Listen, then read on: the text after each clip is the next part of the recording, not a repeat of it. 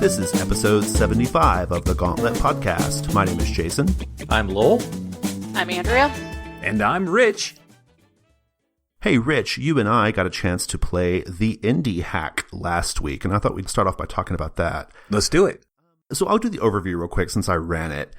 The Indie Hack is by Slade Stoller. It is one of the many black hack black hack hacks that are coming out in the world. I'm calling it the black hack design movement at this point because I feel like that's what it is. I thought of it as a hackapalooza, but Hackapalooza, yes, it's pretty good.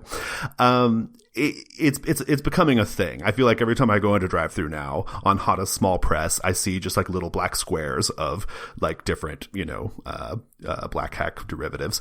The Indie Hack, though, it uses the standard fantasy sort of setting of like an OSR game, but it has more of a narrative-driven focus or a narrative-driven mechanic set. I guess that's a fair way of putting it, but it's still quite pared down, very, very streamlined like the Black Hack is. Pretty fairly standard fantasy stuff, but the book does have a fair amount of original things in it. It takes an interesting approach to the character classes, which they all like have kind of an analog in D&D, I guess, but they're pretty loose and open to interpretation. And I kind of like some of the language that he uses to describe the character classes. It makes them sound a little more interesting. Like the cleric is called the exorcist, right? The fighter is the veteran. It implies something slightly different, which I think is kind of cool. Yeah. And the book also has kind of an implied setting. There are these three gods. It's the child, the mother, and the crone, and they are a constant in the world. And they also have they're not just fictional stuff. They have some mechanical implications as well. Anyway, that's kind of a basic overview of like just sort of the color of the game, I guess. It's kind of just D&D. One little interesting thing that I think is kind of cool about it is each of the characters has what Slade calls a master. And the masters can be a belief, an ideal, an organization, a god. It's just anything that the character answers to. And the game has mechanics in place to kind of dictate like how you interact with your character's master. We didn't get to explore that much in our single session that we've done, but reading the text, it's an aspect of the game that I think is kind of interesting. Yeah, those are kind of my opening thoughts about just like the setting, I guess, of the game. What did you think about it? Did it just seem kind of like, did you like from your perspective, I don't know if you've read it or not, Rich, did you think it was just like a bog standard fantasy game, or like what was your thinking as we played? Well, okay, I didn't get an opportunity to look it over because I didn't have a copy of it, right? And I got a chance to look at some pieces of it as we created characters. So I didn't have as much going in. It's like, what, 40 pages? Like 28 pages. Yeah. Oh, sorry, like 28 pages. So that's like 25 more than I normally read. Well, especially like if you're just playing, right? I mean, there's no... I jumped straight to the character classes, and there seemed to be a good deal of implied setting, which was interesting, except that I guess I didn't expect it. I didn't expect that we were all going to have to world build because I thought you'd said you had a story. So I think my expectations were, I was taken a little back because it was so scant. So it was evocative. And I think if I played 9 games in the space of 7 days, and I think by Thursday, my juices were running a little low. My batteries were a little, and yeah. I guess I came into it and I'm like, oh man, I've got to think about my character's background and stuff. Yeah. Yeah, and that's on me. That has nothing to do with the game. But just to give you an idea of where my mental state was, I was kind of like, okay, I don't understand this question because I don't know where it's coming from. But I could see that there was an intent of, hey, bring it, and you can really take this where you want to go. And that was exciting. And a lot of other games and a lot of other times that would have been really juicy for me. Yeah, I'm glad you brought up the questions because we were only doing 2 sessions, I kind of told the group at the outset, well, we're doing an adventure that I've run before in Dungeon World, and we're going to run through that adventure. There was not much of a need to do much world building because, frankly, we weren't going to have time to explore that world. And so I was kind of ready to just kind of get to the heart of it. And yet I still had you guys do the questions. And I kind of wish I hadn't. Fraser had suggested we not do the questions, and I went with it anyway because I wanted to see just what kind of discussions they encouraged. But listeners, each character has a set of questions. Some of them are very vague, purposely vaguely worded. And I think the idea is it's meant to, as you answer these questions about your character, you're sort of like fleshing out the world a little bit. So it didn't have a lot of salience in our session just because we weren't going to have the time to really explore it. But I did think it was an interesting approach to character creation. I can't remember when I've played a game that has questions like that on the character sheet that are specifically meant to like fill in backstory in the world. Like that seems pretty That's true. It was kind of codifying a thing that we do, right? This is a thing we do anyway. We ask questions, right? Yeah. That was really sharp. I like that. Again, any other time than Rich maybe had a brain drain, that would have been really evocative. Well, I think why it may have felt a little wonky when we did it is because you and I do normally do that when we set up a game. I think I had my own questions, and I did. In fact, after we were done creating characters, I had my own questions to ask. It felt a little wonky because I come preloaded with questions for my games, right? Like I know what I want you guys to answer to kind of flesh things out. So maybe it was just, I think maybe, I probably next time wouldn't use those, but I like that they're there. Yeah, I agree. Okay, so mechanics. This is the really interesting thing about the game to me. The central feature of the game are these like fictional tags, I guess, or like sentences or statements called details. And details can be either negative or positive. And the way it works is you roll 2 dice. One die is like the die for the GM, and the other die is the die for the player. But the player rolls both. And you compare them, you add your stat to the player die, and then you compare them, and depending on like who's higher or lower, either the GM or the player gets to add details to the scene, either positive or negative, depending on what the nature of the scene. And the details are things like, okay, if you're fighting an Ankeg, like we did in the beginning, if I get a detail as a GM, maybe that means the Ankeg burns you with acid. So you would mark on your character sheet burnt with acid. And if you hit the Ankeg, you might narrate, splitting open its carapace. And so you would write down split open carapace. And now those details become things that other players can use, and the GM can use to exploit to get a bonus on their next roll. And when you add a certain number of physical damage details to a creature, that triggers their like death state, basically. Same for characters. But otherwise, it could be any kind of detail. Like it could be, I dent your shield. That could be a detail, right? It could be, you trip and fall. And so like your detail might be, sprained ankle or whatever, right? They're just these like fictional descriptors that you can exploit later on to get bonuses. What'd you think about it? Like just before we go too deep. Again, my state of mind this is very Fate inspired. And on the ladder of Fate, you often will have successes like superb, fantastic, epic. And that's really neat and cool for like a minute or so. And then you're finally like, no, wait, superb. Is that a +5? Just tell me it's a +5. Just tell me it's a +5. So my brain was just like, did I hit? Did I hit? Right. Yeah. The Worlds in Peril does a similar thing, and it's PBTA with the damage system that when you do harm to a bad guy, you're laying conditions, which essentially are detail tags on them, and they build up. And after you get a certain amount of those kinds of condition tags on a bad guy, that's when you take him out. And so there's no health or anything. That's really interesting because Worlds in Peril was written by Fraser Simons' brother, and Fraser Simons is Slade's really good friend, and I think he was in on the playtest of Indie Hack, so I bet you there's a connection there, right? I bet you there's a connection there. I think we've determined the genesis of this rule. Slade will correct us if we're wrong. Well, anyway, I found it fairly easy to work with. We only did one combat. It seemed to work okay. It was the very first sort of use of the mechanics we did in that first session, and so it was a little kludgy because we were learning it. But all in all, I was like, yeah, I can work with this. I found it to be fine. Where I really liked it was if your PC is doing an investigation, and the margin determines how many questions the PC gets to ask the GM about the scene that they will answer truthfully. And the GM gets to spend their details to show like ominous, grimportant style things.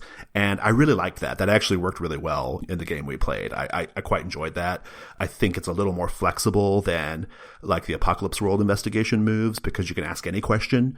And I kind of enjoyed just the sort of like back and forth of like, okay, well, you get to ask these questions, but I also get to tell you something like really bad that's about to happen. Yeah. And I thought that was pretty cool. Yeah, it was good. It was real solid. that was probably my favorite part of the game, was that, that aspect of it. I did enjoy some of the character creation things like we talked about.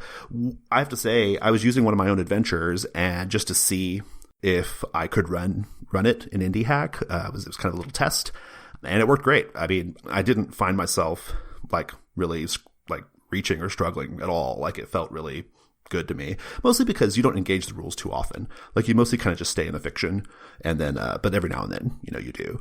Yeah, it's good. Yeah, same here. It was okay. I had a good time. Some characters really brought it. Your story was interesting. I think we could have done the same thing with nearly any hack. We could have done it with Black Hack, really. Yeah, that's what makes this kind of weird, because I can't say I had more fun than I would have with just like World of Dungeons or Dungeon World, right? But I could kind of see who this might be good for. Like, if you like the idea of like the really, really pared down, slimmed down Black Hack, but you would like just a few more like narrative driven mechanics, I think this is a good choice. Andrea, you got a chance to play Archipelago 3, yeah? I did. I went to a long con, and that was the game that we picked, and it was a lot of fun. So Archipelago, for those who don't know, it's one of those games where everyone has a turn to play their character, and I usually hate these games, so I really had reservations about playing that for an entire weekend without having the chance to walk away. But I jumped in, and it was fine. You get to pick your own setting, you get to kind of pull on what's interesting to you, you get to make a map that you then get to destroy throughout the game, which is super fun. It helps that you can customize the world, because we had a discussion about, what kind of genres do we like? What tone do we want? And then the other thing that I think helped me have a good time is the game has phrases built into it that kind of help you check in. Yeah, those are great. Yeah, and it seems really scary at first, because there's one phrase in particular that's "try it a different way." And to me, like, I saw that and I'm like, that's like saying you don't like the way they're doing it. Like, I don't want to be mean. I don't want to be that guy going, meh, your story sucks, do something else. But it really became a way of just like, I'm kind of bored. Like, entertain me. I'm your audience. Okay, make this better. So that was actually really cool. And the group I played with, we were super laid back. And we just had a really good time kind of building off each other's stories. I've never played this game before, so I don't know how it normally goes. And our GM, unfortunately, well, I guess facilitator, because it's a GM-less game, our facilitator couldn't play with us because some work thing came up, so he got us started and then ran out the door. So there was no one there to actually show us this is how the game is normally played. So we kind of lovingly took it into our own hands, and it became very collaborative and a lot of back and forth, and there's a mechanic in the game where you're like, I don't know what I'm doing, help. And so there was a lot of asks, like a lot of requests for help. And it was really cool. And it was really fun to kind of build these worlds together and then destroy them. From what I've been given to understand, Archipelago, you usually play one character in every session. And a session ends once everyone's met their goal, and there's some mechanic-y things in there, but... Which you reach your destiny, right? Like that's Yeah. So... It's very grand. Yeah. Yeah, exactly. So it can go long or it can go short, or the sessions may vary in length. So from what I understand, you play the same character for all these sessions, and just because of the nature of the story, your characters kind of end up getting bound closer and closer together and might cross paths or might almost cross paths, and it's a big thrilling thing. We decided to do something different because, we're here to break things, I guess. And every session we played, it was the same world, but like a couple 100 years had passed between each session. Yeah, that's good. Yeah, so we did get to actually literally destroy the map. There was an explosion at the end of every episode, which was super cool. Can I ask what your setting was? Like, what was the setting? Well, so the first one was fantasy. And one of the big features was there was a new religion. And then they had the king all up in arms because people weren't paying tax to him if they're, paying lip service to this other religion. And at the end of it, the obelisk everyone worshipped exploded. Nice. And created a new wasteland. Our second session was kind of early steampunk. The engine was just being discovered and built, and there were multiple people working on it. In fact, 2 different PCs were both building their own version of the engine, and at the same time, there were still some fantastic elements left over from this age where it was called the Age of Wonder, because once the obelisk exploded, all the magic went with it. So there was no more magic, but there were still like monsters and all these leftover horrible things that we were dealing with. And at the end of that, there was a second obelisk that exploded. Right. So we were big on the explosions.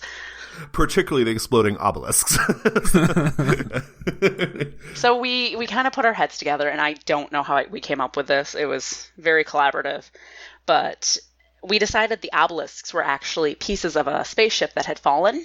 Well, one exploded, and that's how magic happened in the first place.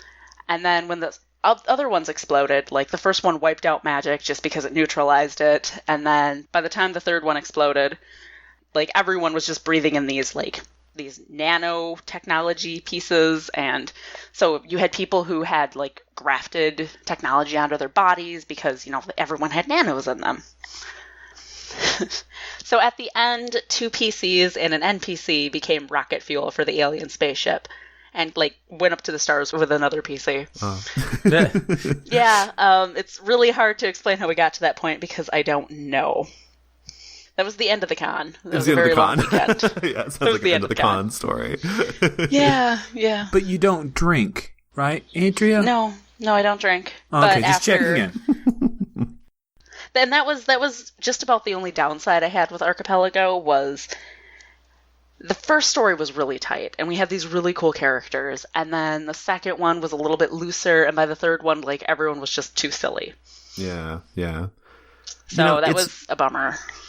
Yeah, it's one of my very favorite games. Longtime listeners know that. I really love it. I find the key phrases, the ritual phrases, to be a really, really helpful tool to sort of give permission to everybody at the table to be constructively critical, it's kind of permission to say, I'm not into that, or, hey, I really need your help with this. We've found it, when I say we, I mean Gauntlet Houston, the face-to-face games I used to play. We found those phrases to be very helpful in all the games we played. We'd started to use them in almost everything we were doing because it was just, it was almost like a social contract, It was when I say this, I'm not personally judging you. I'm saying try it another way because I think this is the best way for the story to go, and we should try to, it's not a judgy thing. It's more of a in the spirit of collaborative storytelling, right? And once everyone is kind of bought into that sort of social relationship, those key phrases can be really damn helpful. Really cool. Yeah, it's awesome. I've never played it multiple sessions. I've only ever played it in a one shot, and so I don't even know how it would work if you were using the same character over multiple sessions. I'm having a hard time thinking about how that might go. But I do not know. But I think the experience you guys had is more or less how it's always how I've always played it. I've always just played one character in one session, and that's that's kind of it. But I've done all kinds of things with it. We did HBO's The Wire in Archipelago once. That was pretty cool. We've done tons of different settings in it. It's just a really, really flexible, almost like a universal story game system in a way. Really cool. How was the con just overall? Oh, it was fantastic. I absolutely love this con. This is the one con I actually go to because the hosts feed us really, really yummy, really odd food. So it's a big experiment what we're actually going to get to eat.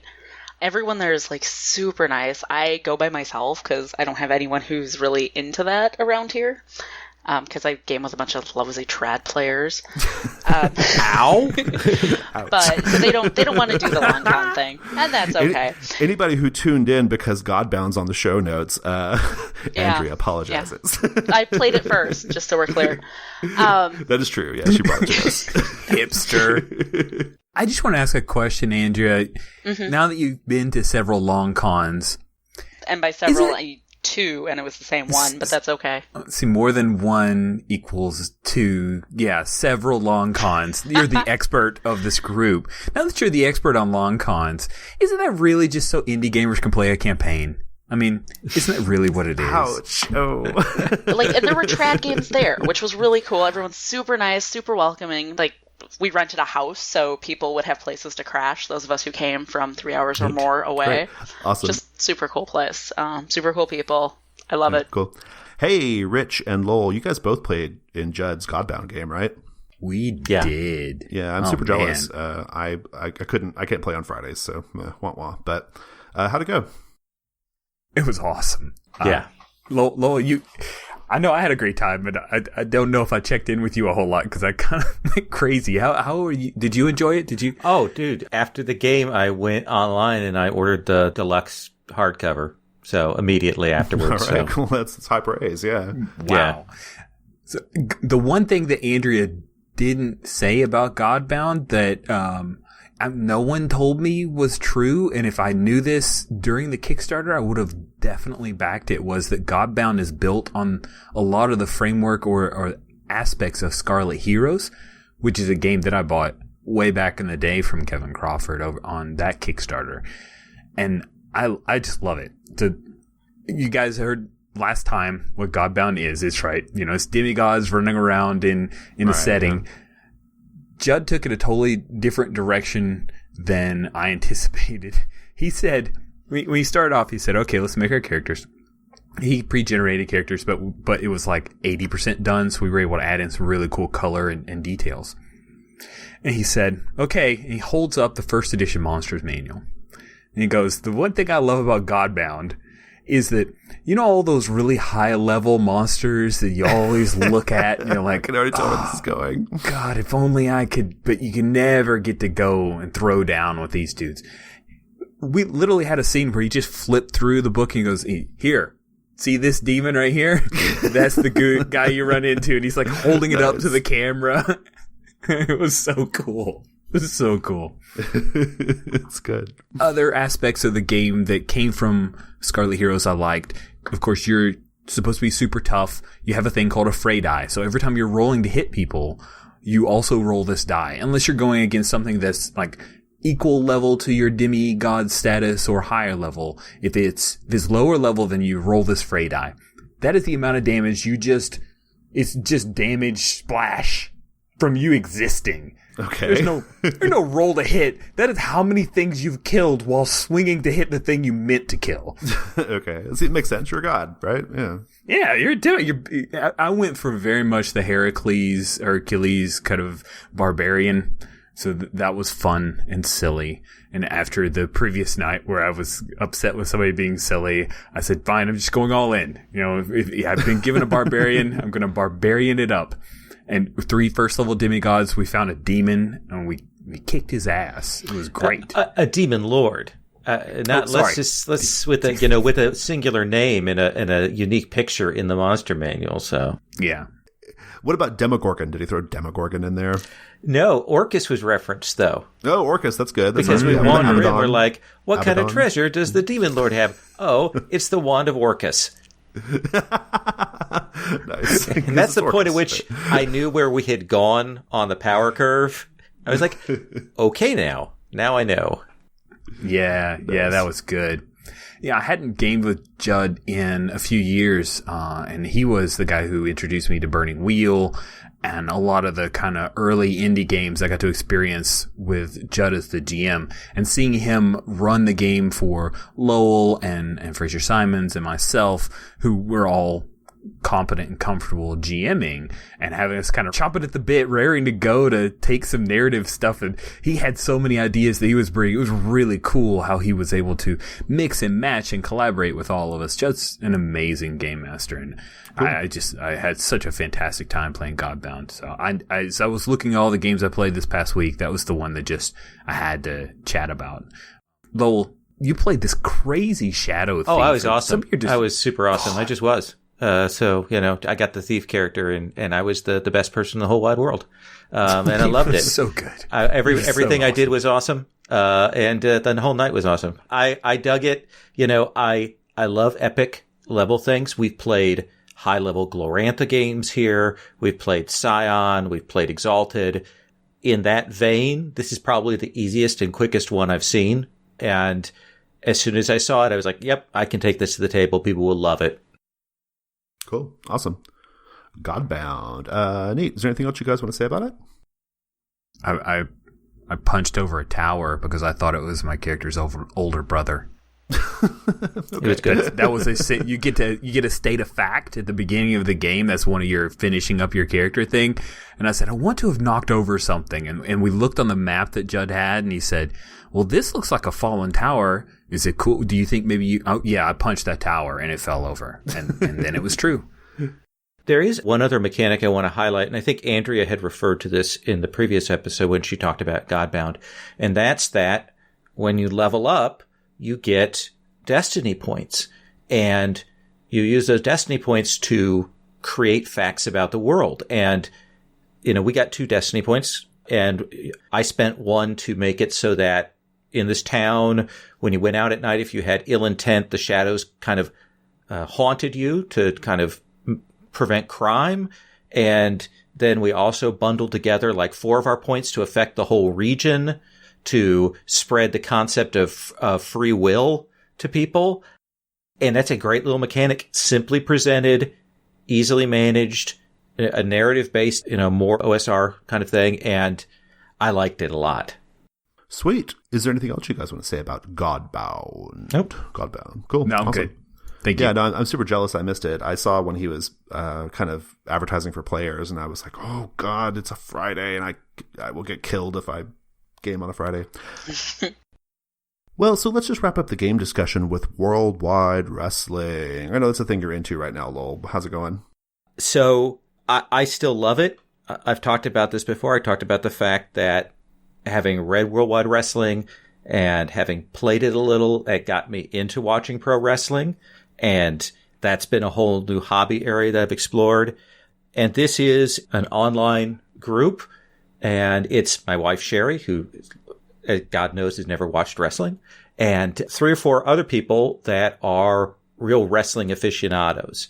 My friend Matt, that I've played with online through City of Heroes, and then Mutants and Masterminds and 13th Age.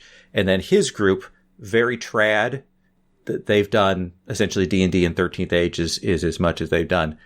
And so it's been interesting watching them play and get into it and play a real indie game.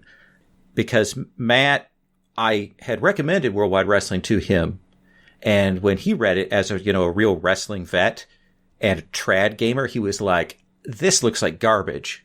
The art's terrible. I don't understand how this plays. I don't get what's going on here.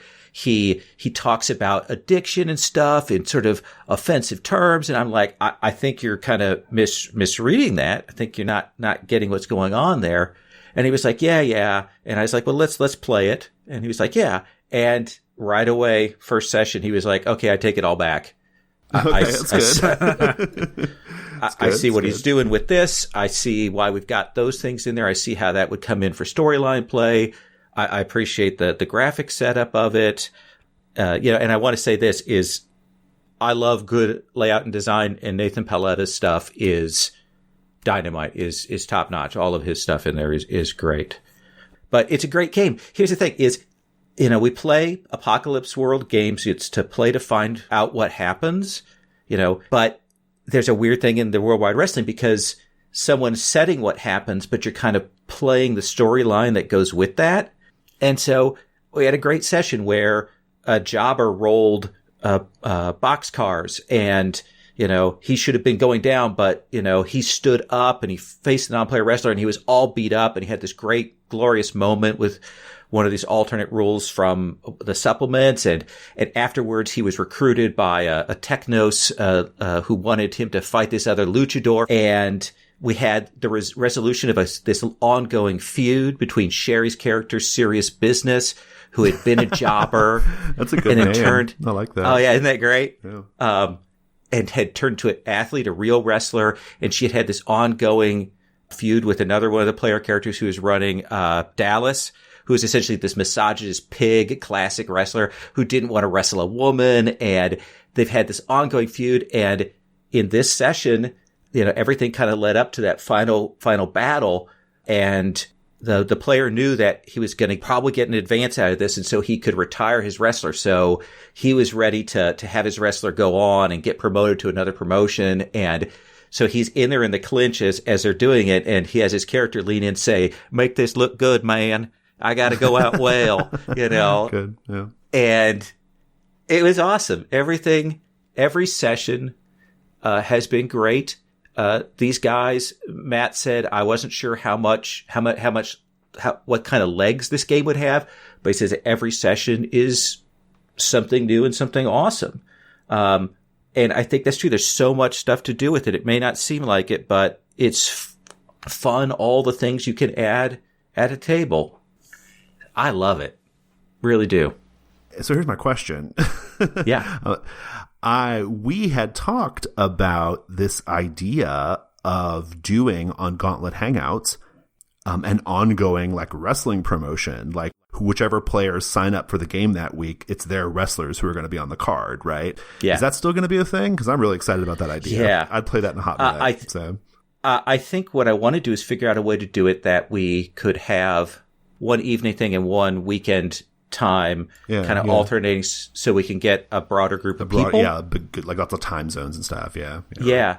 And I really want to do it. And my thinking has been when we get into 2017, I want to get that rolling. I want to do a Gauntlet League, get it set up. Maybe we can switch off creatives or things like that. There's some great rules about building a promotion in the new supplement International Incident that are very cool. And I'd like to build the Gauntlet promotion, what the characters are in that, what the promotion's like. Sounds awesome. Yeah, this is great. Yeah. Get somebody to do a logo. Ray, get started. My only hesitation about running it online, sort of outside of my pool, is that I've been watching wrestling and I've been reading stuff and I've been picking it up, but I don't know wrestling. Like, I can describe that, okay, he grabs your leg, but I can't describe what the Boston headlock crab or what a 360 Hurricane Rana. Yeah. I know that's off the turnbuckle, but there's a lot of stuff I don't know. So I'm a little nervous about playing with people outside the group, and I'm hoping that I don't get zinged. I don't think no one's going to care. Like literally no one's going to care. Like I don't know shit about wrestling anymore. I used to a long time ago. You can always just get in there and just have your characters punching back and forth, like it doesn't change to me, like this game sings in the between matches. I think the between matches is the killer app, so to speak, of worldwide wrestling. Like the matches are cool and fun, but it's really the stuff like behind the scenes that is like the good stuff, right? Yeah, I think it's a super fucking cool idea. I can't remember whose joke it was. I don't want to take credit for it, but are we going to call it Monday Night Rules as Written? Oh, yeah. That's right. was that you, Rich? Rich is pointing. That was me, Monday Night Raw. That's great. Yeah, that's awesome. I love it. Yeah, let's make that happen next year. I think that's so cool. Definitely. Is there anything else you want to say about worldwide wrestling? I will say this. If you have any hesitation about it because you don't like wrestling, but you have some friends that are into wrestling, give it a try. Bring them in. Give it a shot. It is goofy, dumb fun. Agreed. And I love the permission to narrate combat in the kind of wild, over-the-top way. Thumbs up for me. I love that stuff. Awesome. Cool. Let's end this segment and go talk about Patreon.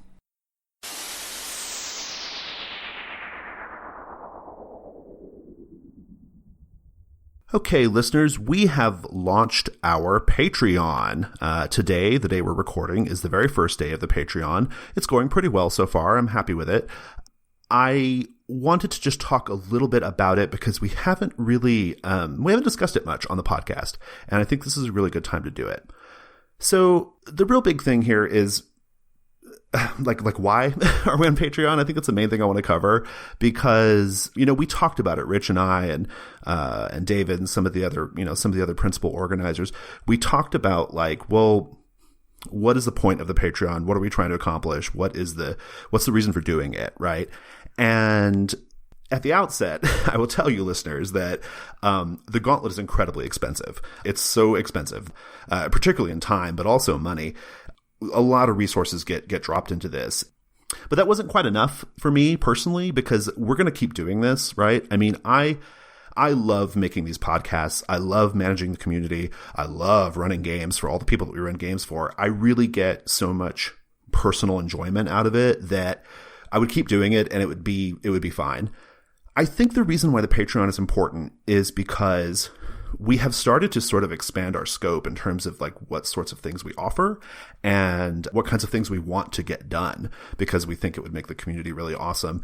And we can't really take that next step unless we have a little bit of money coming in. So that money aspect of it it's a thing that we can't get around. We thought about different ways of trying to raise some funds, and Patreon just seemed like the right move. And so here's what we've got on the Patreon. There are 3 sort of like main levels. There are multiple levels for different types of people who might be interested in them. But the 3 principal levels are, there's a $2 level, a $4 level, and a $7 level. These are monthly pledges. The $2 level is the basic entry pledge level. That gives you access to our Patreon feed, which will include like exclusive podcast episodes. Like we're gonna record some podcasts that are only for Patreon subscribers. I'm gonna put all of my GM prep notes in the Patreon feed for people who want to kind of see how I prep games. That's something I've done before, and people have really liked that. And also, you just get like a little shout out. We're not gonna read off names on the podcast. That's never gonna happen. But like in the community, we will definitely give you a shout out for coming in at the $2 level. The better level, I think, the one that I think more people are going to be interested in is the $4 level. That's the Codex patron level. That one you get everything at the $2 level, plus you also get a PDF of Codex, which is our monthly zine. It's great. I happen to think that the quality level on Codex is really freaking high, considering it is the first thing the Gauntlet has ever produced like that. I mean, we've never published shit before this, and I think Codex looks better than like 90% of like, fan-made stuff that's out there. So I'm really proud of it, and if you want to get Codex, jump in at the $4 level. And the next level, the next main level is the $7 level, the Hangouts patron level. This one has a limited number of slots, only 50 slots for calendar year 2017. If you like to play games with the Gauntlet, like on Gauntlet Hangouts, if you're one of those people, this is the one you want to get. The main thing it gives you priority RSVP access to the games. And so when we put a game up, the people at that level have a week to RSVP before everybody else does. So they kind of get like a little bit more time to decide if they want to go to a game or not and get a spot. There are only going to be 50 spots. And I think as of the moment of this recording, we're down to like 34 of those spots, 33 or something like that. So if you're listening to this and you've played games with us in the past and you think you want to be a person who plays games with us next year on Hangouts, consider getting one of those. I think you'll find it's worth it. So those are the 3 levels. Obviously, we're going to be super grateful for your support. I just want to say, just for myself, I never imagined, like when I found the Gauntlet 3 years ago, it was just a message board for organizing D&D games in Houston, and it had fewer than like 30 people. Okay. And it was totally inactive. I had no idea what we were going to be able to do. We grew that Houston meetup to be like almost like 500 people now. It's the second biggest one after the Pathfinder group in Houston. We got podcasts. We have the Gauntlet podcast. We have Discern Realities. We have Rich's awesome show, Plus One Forward, Pocket Size Play. Gauntlet Hangouts is amazing. We're doing like 40 or 50 games a month at this point. I never would have imagined we would like be doing this. Like back then I had no idea. And it's been so gratifying. I've had so much fun and so much enjoyment getting to meet people and just do it. And I think for us to like keep going and to especially take the next steps, I think we're going to need your help. And so we're asking for it, and we'll be very, very grateful. Yeah, that's it. Rich, do you have any Patreon thoughts before we head out? Well, we had a lot of conversations coming into this, and I needed you to walk me through all of the costs that you're bearing right now. And that got me on board immediately. I'm like, okay, I know there are a lot of people who are part of the Gauntlet community as a whole who have been amazing contributors to fun games, have been excited to be part of Codex, who have been happy to contribute to the podcasts. And I'm sure they want to do more because I know we want to do more. Keeping the lights on here with this, just the sheer amount for the podcast, the website, the meetup, all the other things that we want to do. Dropbox, and the hosting, all that, it all adds up. Yeah, it really does. It does. It really does. And so it's tough. I went through early in my podcast career when I was part of This Just In from Gen Con, and we did an Indiegogo for it to raise money, and it's hard to ask, right? It's not comfortable to ask for money for this hobby, for this thing that's fun. And that we do. And like, I don't think that me GMing games is like super special. I would not ask somebody to pay me money to run games for them. And I love talking in a mic for a podcast, right? It's hard to think of those for money, but you know, at some point you have to say, okay, do you want to grow and do you want to keep doing what you're doing and expand? And money has to be part of that. So it was the right thing to do at that point.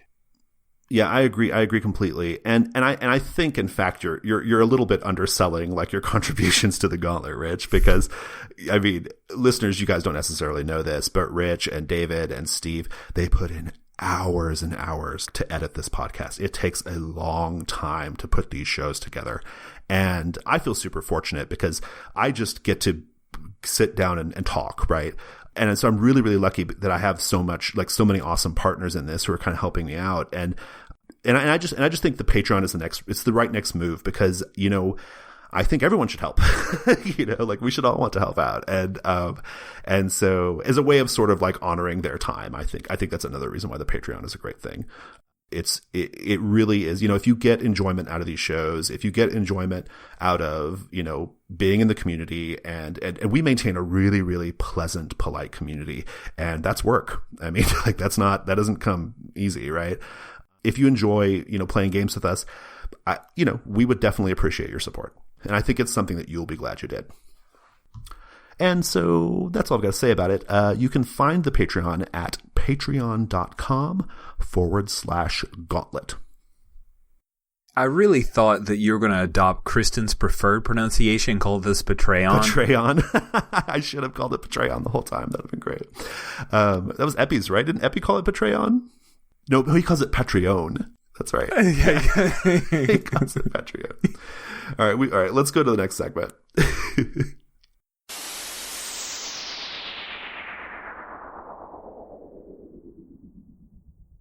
Hey, it's Giving Me Life. Andrea, what's giving you life? I am reading the Ian Rutledge series of books, and they are really fantastic. They are about a police inspector from Scotland Yard back from World War One, and he's got this terrible PTSD. He hears the voice of this corporal that he had to kill for, you know, quote-unquote cowardice, and this guy, like, the voice just follows him around, and he's never sure, like, if he turns around, if this guy's gonna be there. And as you're reading it, you're not sure if it's actually a ghost or if it's just like a piece of his subconscious, because it could go either way a lot of the time. So they're just really, really good books, and I am absolutely devouring them. Lowell, what's giving you life? So when this lands, it'll be just towards the end of what was actually giving me life on this. And I'm plugging just a little bit. I had a great opportunity. Alan Varney contacted me.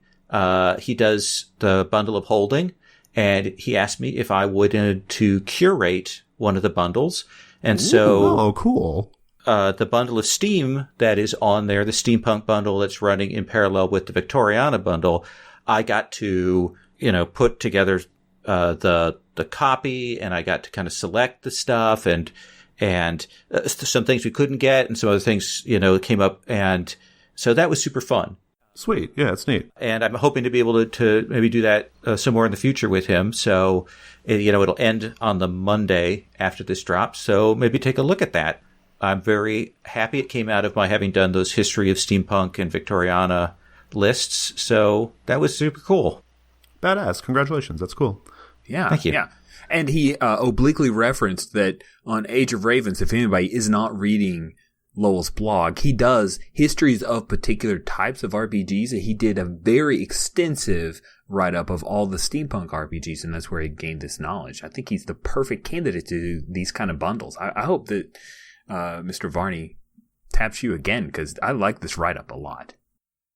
Awesome. Thank you. I would love it if you would do all the bundles, so I could be like, lol, I want this game for really cheap. We've got a lot of good stuff on the table. Cool.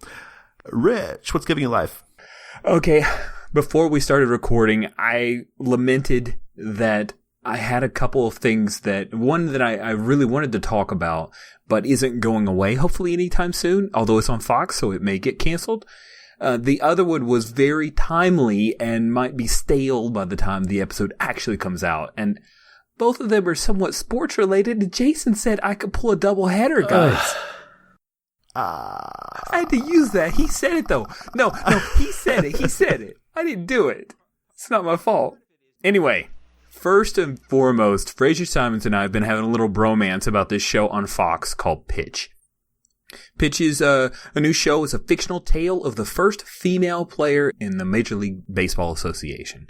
What's great and hilarious about this is MLB, obviously they realize, hey, the football has lots of women fans and they're doing really well.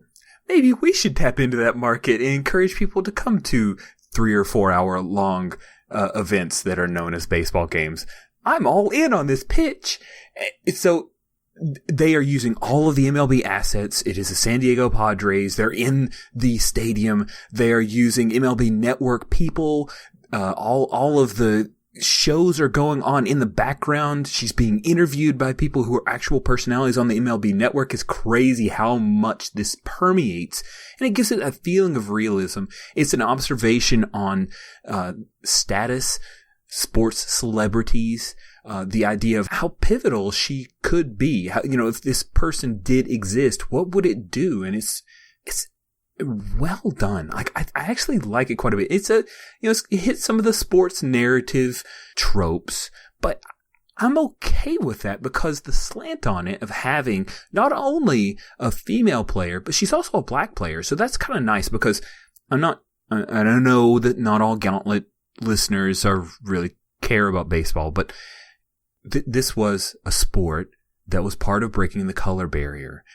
It was long overdue, and it didn't solve everything, but there were some great steps that were taken. And over the last decade, there have been less and less black players, and that's disappointing to me. Some of my favorite players when I was growing up were black. So having that aspect to it has been really cool for me to watch. There are some really well-written characters. Jenny Baker is the titular character. She's the person who pitches. She's really subtle with her portrayal. She's not showy, but when she feels something, it touches me. Like watching her go through this struggle. She just wants to play ball. She genuinely does not want to be this person that everyone has put all these expectations on, and she struggles with it. Mark Paul Gosselaar is acting up a storm as the veteran catcher who has been paired with her. He's in his 30s. His knees are shot. He's going through there's a serious arc in baseball careers, right? Especially for catchers, because they have to squat down for hours every day for years of their life, and it kills their knees. And he's going through that. And I've enjoyed just in 2 episodes watching them build that. There's a married couple in it, Blip, who's a former teammate of Jenny when they were in the minor leagues, and now they're playing together for the Padres, and his wife, and they have a really healthy relationship. They're so adorable together. I really love those two. Ali Larder is her agent. I don't know if you guys watch her on Heroes, but I think she's spectacular, and she's really cool as this hard-nosed agent. And so there are a lot of great characters. It's an amazing narrative. This is the only show that I've got that is currently airing, like not old stuff we're watching on Netflix that I make my whole family come watch. And we're just, I do. Like, if my wife looks at me every time there's like a slightly off color joke or like there's a few curse words in there, and she looks at me like, you sure the 10-year-old should be watching this? I'm like, well, no, but he's going to watch it. So Pitch is super giving me life. I really enjoy that show. And the other one just happened today. This is the other thing giving me life. This is it's the second of the doubleheader. Gauntlet City Limits has, it's the modern day living campaign. And I've been tempted with the idea of, wouldn't it be cool if we did something sports related? Well, Gauntlet City would have to have a mascot, right? So I just posted it out to the community, right? I had a few ideas. And I thought, well, you know what? I love crowdsourcing. I love what you've done, Jason, when you're crowdsourcing some of the things that end up in Chrome or just as part of your game.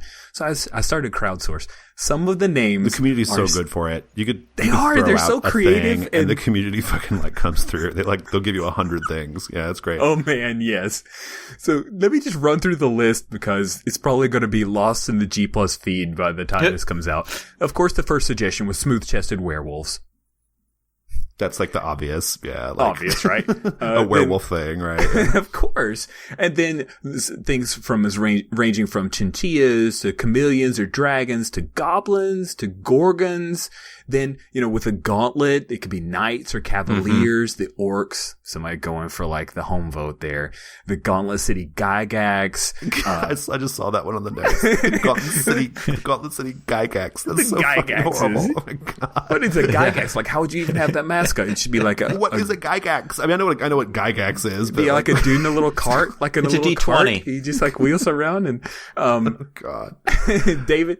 Who submitted that? You submitted that. Yes. You're getting demerits for Gauntlet City Gygax, whoever that was. I didn't come up with that one.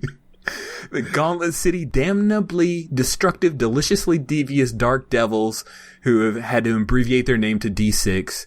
Oh my God. Oh fuck. That was David. God. That was David. The fists, the cesti, the deep ones, the pastafarians, and the mascot is a flying spaghetti monster. The Wookiees. Who wouldn't want the Wookiees? So great. The Gauntlet City frogs with Dr. Thomas, the mascot. Whoa, that's great, Dylan. That's amazing. The killer robots. There's just so many great ideas. There's even been a conversation between River and Dylan about Gauntlet City and how many major league teams they could have and how many different sports in high schools and could there be a college team and Dylan's talking about whether there should be NCAA teams or Division I or Division II. It's so funny. It's one of those threads of just joy and creativity that really give me life. And it's the kind of thing that the internet was built for. And so I'm just so thankful for how it's awesome. Yeah. Awesome. Yeah. It's been awesome. Listeners, that was our show. If you'd like to get a hold of us, I recommend going to our website, gauntlet-rpg.com. On that website, you will find links to our various meetups, including Gauntlet Hangouts, where you can play online games with us, as well as a link to our Patreon, or Patreon, if you prefer. Yeah. That's all I got. Rich, thank you so much. Thank you. Lowell, thank you so much. Why, thank you. I'm sorry. Everything makes me laugh every time. Andrea, you gotta do a silly voice now. Andrea, thank you so much. I can't silly voice. I'm sorry. I failed you all. Oh. Okay, well, let's end this episode because it's hot and I'm getting delirious. Thanks, listeners. It's our show.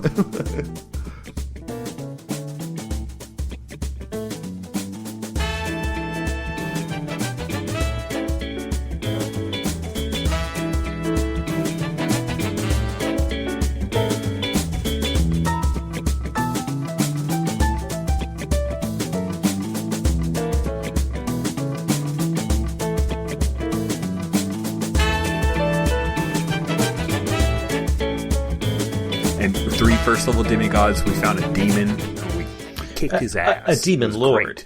Let's with a singular name and a unique picture in the monster manual. So yeah, he's a demon lord because there were other people who rented properties from him. So demon lord. Ouch.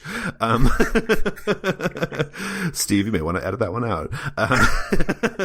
Or whoever's editing. Wait, landlord, demon lord, was that? I know, I totally got it. Okay. that just wasn't very funny, Rich. Man, I can't believe Demon Lord fell flat. Please don't stinger a bad joke. Stinger the good jokes. I got it. I was like, oh, brother. That was a total four grognards standing around the nachos sort of joke. That's what that was. Damn it! Now it's totally stingered. I hate you. That's what that joke was. It was that joke. I was hoping for dad jokes at least.